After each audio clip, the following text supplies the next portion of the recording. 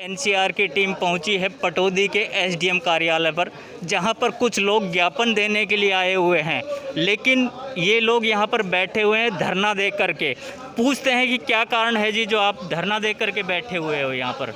आज हम इसलिए इकट्ठा हुए धरने के ऊपर कि हमारी जो बहन हाथरस में मनीषा थी, उसके साथ गैंग रेप किया गया, सामूहिक बलात्कार किया गया, उसकी जीभ काट दी गई, उसकी गर्दन तोड़ दी गई, उसकी रीढ़ की हड्डी तोड़ दी गई और 14 दिन उसको वहाँ यूपी के हॉस्पिटल में घुमाया गया।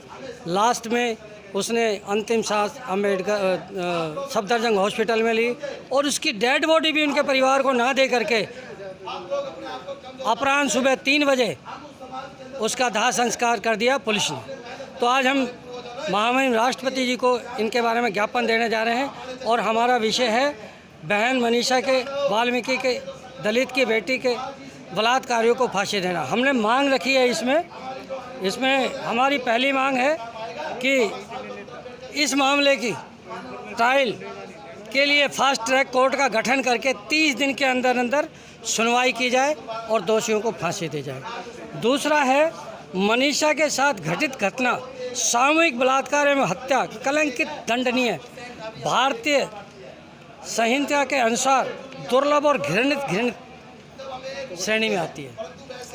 दूसरी डिमांड है हाथरस की पुलिस व डीएम की जांच होनी चाहिए। तीसरा है मनीषा के परिवार को शहर के अंदर बसाया जाए और उनको सुरक्षा प्रदान की जाए। चौथा है मनीषा के परिवार को 1 करोड़ रुपए की आर्थिक मदद अलग से दी जाए। पांचवा है मनीषा के केस की जांच एसआईटी से ना करा करके सुप्रीम कोर्ट के जज से कराई जाए। छठा है हाथरस के पूरे थाने को निलंबित किया जाए और हम यहाँ जब तक एसडीएम या तहसीलदार नहीं आता है तब तक हम यहाँ धरना दे के बैठे रहेंगे। जब वो आ जाएंगे तभी ज्ञापन दिया जाएगा।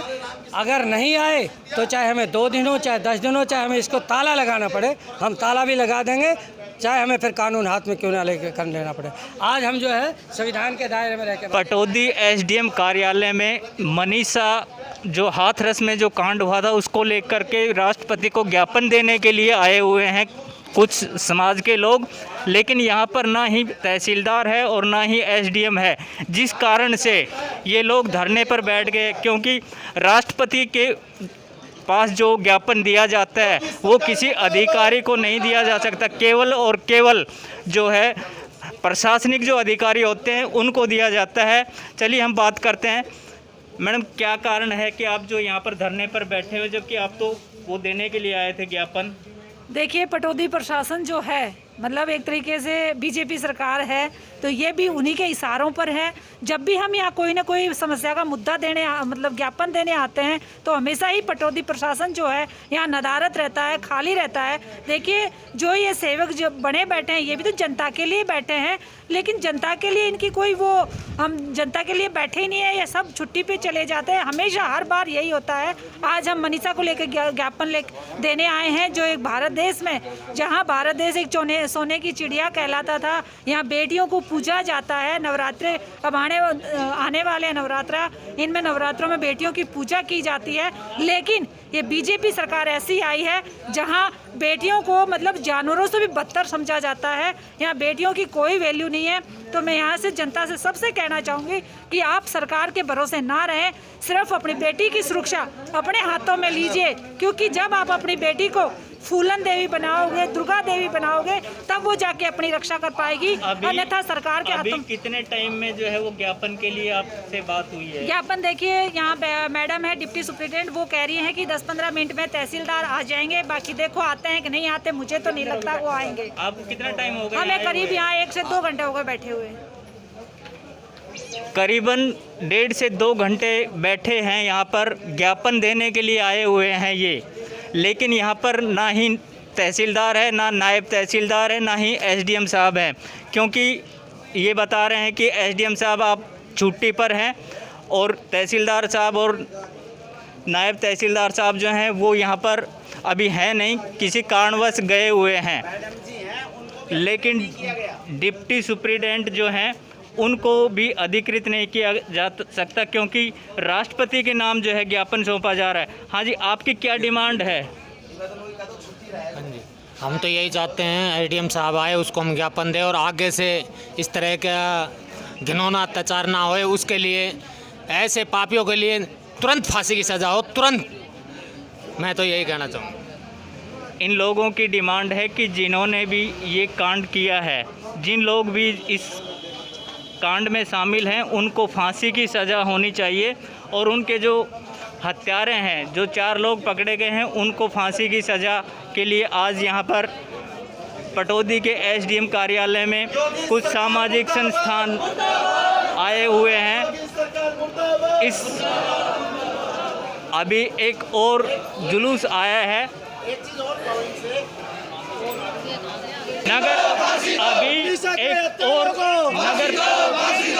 नगर पालिका कर्मचारी संघ हरियाणा की ओर से एक बार फिर जो है कुछ लोग और आज ज्ञापन देने के लिए आए हैं, जो मोदी सरकार और योगी सरकार के मुर्दाबाद के नारे लगा रहे हैं। हाँ जी, आप यहाँ पर किस लिए आए हैं? बोल दे। ये हमारी बहन मनीषा थी, जिसके गैर अत्याचार हुआ, दुष्कर्म हुआ। हम इसका इंसाफ चाहते हैं। नहीं, हम योगी की सरकार की ईंट से ईंट बजा देंगे। अच्छा, आप यहाँ किस लिए आए हो? हम विज्ञापन देने के लिए आए हैं। लेकिन यहाँ ना एसडीएम साहब हैं, ना तहसीलदार है। आप, क्योंकि आपसे पहले भी जो लोग आए हैं वो 2 घंटे से यहाँ बैठे हुए हैं। आप इस विषय को लेकर के क्या कहेंगे प्रशासन के बारे में? प्रशासन के बारे में ये कहेंगे, प्रशासन जो ढीला है, जब उनके दर पे इतनी तादाद में भीड़ आई और यहाँ पे उनकी आके समस्या सुननी चाहिए। भाई आखिर हम भी उसके समाज के नौकर हैं, ऐसी बात नहीं है। और उसके दरमियान जो अन्याय जो हमारे समाज के साथ हुआ है, उसके लिए हम ज़बरदस्त से ज़बरदस्त आवाज़ उठाने के लिए तैयार हैं। चाहे ये कहीं भी हमें ले जाएंगे, हम जाने के लिए तैयार हैं। और एसडीएम साहब के ऑफिस को आज ताला लगा देंगे। अगर यहाँ पे प्रशासन नहीं है तो ताला लगा देंगे आज। ये लोग कह रहे हैं कि अगर पटौदी प्रशासन जो पटौदी का प्रशासन है, यहाँ पर कोई भी अधिकारी अभी मौजूद नहीं है। अब किस तरह से आप देखोगे कि जहाँ पर कोई अधिकारी ही मौजूद नहीं है, तो वहाँ पर किस तरह से कार्य चल रहा होगा। और लोग एक के बाद एक ज्ञापन सौंपने के लिए आ रहे हैं, लेकिन यहाँ पर ज्ञापन लेने के लिए कोई अधिकारी मौजूद। सौंपने आए हुए लोगों ने 2 घंटे तक इंतज़ार किया और उसके बाद अभी फर्रुखनगर के तहसीलदार संजीव नागर आए हैं, जो लोगों से ज्ञापन ले रहे हैं और लोगों को सांत्वना दे रहे हैं कि पटौदी में जो प्रशासन है वो अभी पूरी तरह से ड्यूटी पर नहीं है। एसडीएम साहब आज छुट्टी पर हैं, तहसीलदार हैं नहीं। फर्रुखनगर के जो तहसीलदार हैं उनको एडिशनल ड्यूटी दी गई। आज इनकी भी कहीं पर ड्यूटी लगी हुई थी, वहाँ बीच में से छोड़ करके आए हैं और लोगों से रूबरू हो रहे हैं और उनसे ज्ञापन ले रहे हैं। 2 घंटे तक लोगों ने इंतज़ार किया केवल एकमात्र ज्ञापन लेने के लिए, क्योंकि जो लोग ज्ञापन देने के लिए आए थे, जो यूपी के अंदर जो कांड हुआ था उसके लिए ज्ञापन लेकर के जो लोग आए थे, वो अब तहसीलदार साहब से रूबरू हो रहे हैं। फर्रुखनगर के तहसीलदार संजीव नागर जो है वो अभी पहुंचे हुए हैं यहाँ पर और वो लोगों को समझाने का प्रयास कर रहे हैं कि किस तरह से, किन कारणों की वजह से जो है आज प्रशासन के अधिकारी नहीं थे, वो इन लोगों को समझाने का प्रयास कर रहे हैं। काफ़ी संख्या में यहाँ भीड़ इकट्ठी हो रही है और तहसीलदार संजीव नागर लोगों को समझाने के लिए पूरा प्रयास कर रहे हैं और ज्ञापन लेकर के अभी अंदर जा चुके हैं। प्रशासन का जो अधिकारी था तहसीलदार वो आ चुका है और लोग अब भी मोदी सरकार और इनको जो है इनको आज अब भी जो है लोग नारेबाजी कर रहे हैं योगी सरकार और मोदी सरकार को लेकर के। आपको ज्ञापन देने में कितना समय लग गया? हमें 2 से 3 घंटे लगे हैं जी ज्ञापन देने में। कारण क्या रहा था? एसडीएम साहब नहीं थे यहाँ। एसडीएम साहब को पता लगा सुप्रीटेंडेंट जी के माध्यम से कि एसडीएम साहब आज छुट्टी पे है। उसके बाद उन्होंने हमारे को टाइम दिया, उन्होंने हमारे को 15 मिनट का टाइम दिया, परंतु 1 से 1.5 घंटे बाद यहाँ तहसीलदार साहब आए। हम यहाँ 2-2.5 घंटे पहले आके हम यहाँ बैठ गए थे।